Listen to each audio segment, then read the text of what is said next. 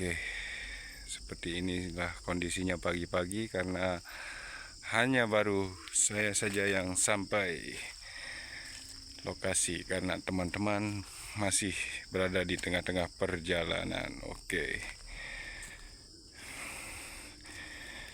Nah, inilah mesin kita MD 105.